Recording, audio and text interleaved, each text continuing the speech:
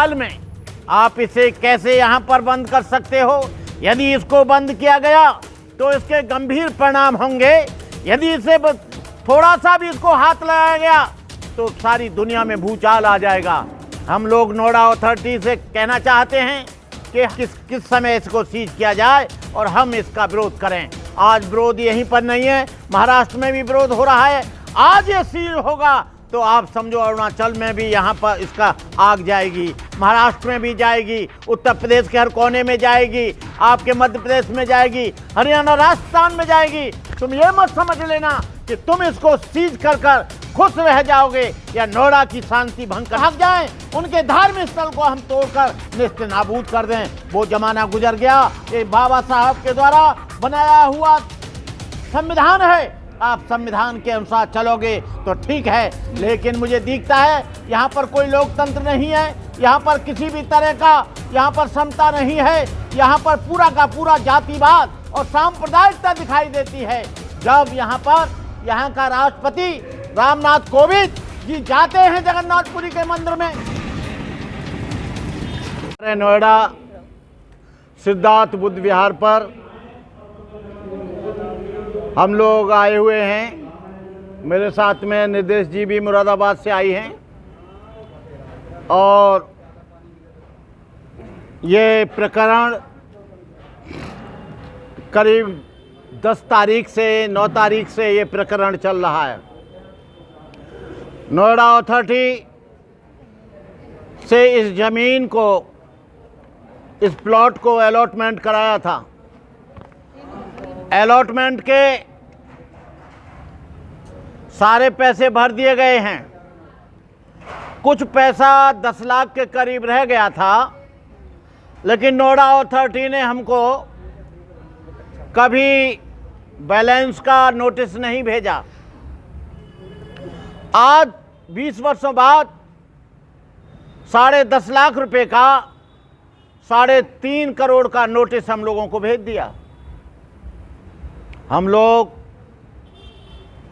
जो इस पर वो लगा है, क्या बोलते हैं उससे, पेनल्टी लगाई है। 20 गुना इस पर चक्रवृद्धि ब्याज लगाई है और चक्रवृद्धि ब्याज लगाकर और पेनल्टी लगाकर 10.5 लाख का इन्होंने 3.5 करोड़ कर दिया है। हमें पैसे देने में कोई गुरेज नहीं है, लेकिन हम पूछना चाहते हैं, सेक्टर 48 में, सेक्टर 6 में, सेक्टर 38 में, सेक्टर 33 में और सेक्टर 11 के ठीक थोड़ा सा आगे शनि मंदिर, तमाम मंदिरों का इंक्रोचमेंट किया गया है। ना तो उनको तोड़ा जा रहा है, ना उनसे कोई पेनल्टी लगाकर मुआवजा लिया जा रहा है।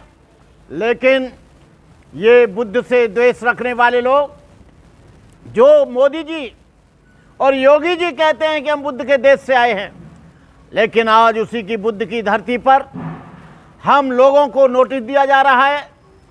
ये जो अलॉटमेंट हुआ है इस प्लॉट का, वो किसी व्यक्ति के नाम नहीं है, ये कॉमर्शियल नहीं है, ये कोई व्यापार का अड्डा नहीं है, ये किसी का घर नहीं है। ये उन भगवान बुद्ध अरहत सम्यक संबुद्ध के लिए अलॉट हुआ है, जिन भगवान बुद्ध ने सारे एशिया खंड में ही नहीं सारी दुनिया में अपना परचम लहराया। जिस भगवान बुद्ध ने यहाँ का सर ऊंचा किया, आज उन्हीं भगवान बुद्ध की ज़मीन को, ये उस बुद्ध विहार को, भगवान बुद्ध के घर को ये लोग लॉक करने के लिए आ रहे हैं। हम कहना चाहते हैं, ये बुद्ध विहार, ये बुद्ध करोड़ों लोगों की आस्था का केंद्र है। ये केवल भारत में ही नहीं, महाराष्ट्र के हर कोने में ही नहीं, अरुणाचल, असम, मिजोरम, मेघालय, त्रिपुरा, आसाम, नागालैंड, लद्दाख ही नहीं, ये जापान में भी बुद्धिस्ट लोग रहते हैं, थाईलैंड में, मलेशिया में, वियतनाम में, लाओस में, भूटान में, नेपाल में। आप इसे कैसे यहाँ पर बंद कर सकते हो? यदि इसको बंद किया गया तो इसके गंभीर परिणाम होंगे। यदि इसे थोड़ा सा भी इसको हाथ लगाया गया तो सारी दुनिया में भूचाल आ जाएगा। हम लोग नोएडा अथॉरिटी से कहना चाहते हैं कि हम मुआवजा देने के लिए तैयार हैं, लेकिन आपको वही जो जेन्युइन ब्याज है, जेन्युइन इंटरेस्ट है, वो 10.5 लाख पर लगा लीजिए, हम देने के लिए तैयार हैं। लेकिन पेनल्टी को और जो चक्रवृद्धि ब्याज है उसको हम किसी भी हालत में देंगे नहीं। मैं तमाम देश के लोगों से आज यहाँ पर भीड़ का हुजूम दिखाई देता है। जब उनको मालूम पड़ा कि यहाँ पर उस ज़मीन को सील करने के लिए आ रहे हैं, तो देश के कोने कोने से यहाँ पर हमारे बहन भाई उपासक और हमारे तमाम युवक यहाँ पर आ रहे हैं, और वो इस बात के लिए देखने के लिए आ रहे हैं किस समय इसको सीज किया जाए और हम इसका विरोध करें। आज विरोध यहीं पर नहीं है, महाराष्ट्र में भी विरोध हो रहा है। आज ये सील होगा तो आप समझो अरुणाचल में भी यहाँ पर इसका आग जाएगी, महाराष्ट्र में भी जाएगी, उत्तर प्रदेश के हर कोने में जाएगी, आपके मध्य प्रदेश में जाएगी, हरियाणा राजस्थान में जाएगी।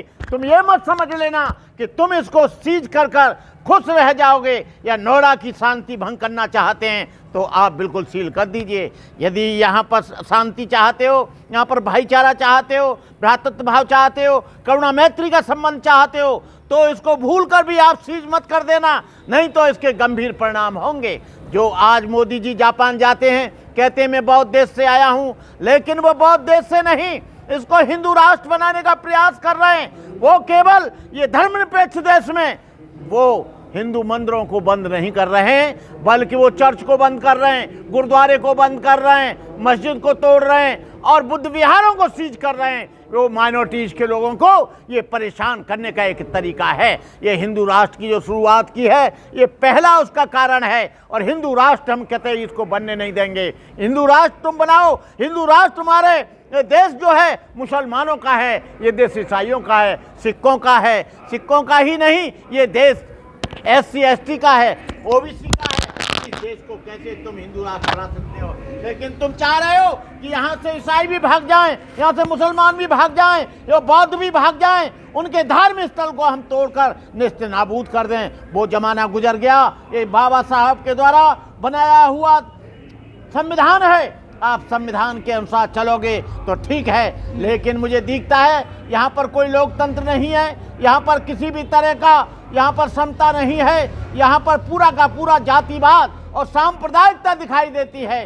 जब यहाँ पर यहाँ का राष्ट्रपति रामनाथ कोविंद जी जाते हैं जगन्नाथपुरी के मंदिर में, तो उन्हें सड़क पर ही रोक दिया जाता है, सीढ़ियों पर ही रोक दिया जाता है, गर्भगृह में जाने नहीं दिया जाता। ये कैसा लोकतंत्र है? ये कैसा देश है? ये कैसी समता है? ये कैसी स्वतंत्रता है? ये कैसी मानवता है? हम लोगों से कहना चाहते हैं, देश के लोगों से, जो अल्पसंख्यक के लोग हैं, मुस्लिम लोग हैं, ईसाई लोग हैं और बुद्धिस्ट लोग हैं, सिख लोग हैं, अपनी अस्मिता को बचाने के लिए सारे लोग एक हो जाओ। इन्हीं शब्दों के साथ मैं देश के तमाम लोगों से अपील करूंगा कि यदि यहाँ पर कुछ होता है तो आप देश के कोने कोने से यहाँ पर आने का काम करें, कष्ट करें।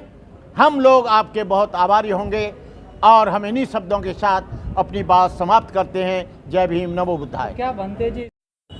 उनकी कोई लापरवाही नजर नहीं आ रही है। उन्होंने पहले मायावती की गवर्नमेंट में इसको माफ करने के लिए दिया था, वही एप्लीकेशन पड़ी रही, उसको अप्रूव नहीं किया गया। यदि इनको दिखता था कि मुआवजा नहीं आ रहा है तो इन्होंने 20 साल क्यों इंतजार किया? हमें पहले ही नोटिस दे देते, लेकिन इन्होंने कभी हमको नोटिस नहीं दिया। ये केवल इनका ये था कि हम इस पे ब्याज लगाकर, इसको पेनल्टी लगाकर हम इसको बढ़ाते रहेंगे। इनका षड्यंत्र है। मनसा गलत अथॉरिटी जी। चलो ठीक।